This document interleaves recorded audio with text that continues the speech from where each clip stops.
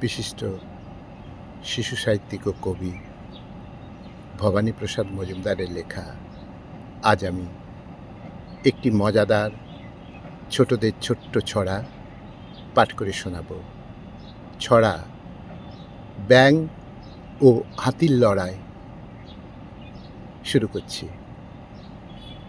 এক যে ছিল ব্যাঙ আর এক যে ছিল হাতি, দুপুর রাতে হাটতলাতে লাগলো হাতাহাতি।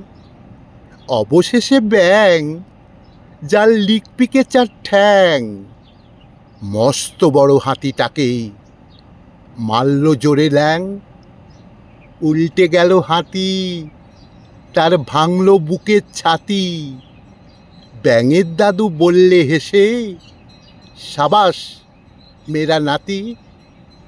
ব্যাঙের দাদু বললে হেসে, সাবাস মেরা নাতি। এক যে ছিল ব্যাঙ আর এক যে ছিল হাতি, দুপুর রাতে হাটতলাতে লাগলো হাতাহাতি। অবশেষে ব্যাঙ, যার লিকপিকে চার ঠ্যাং, মস্ত বড় হাতিটাকে মারল জোরে ল্যাং।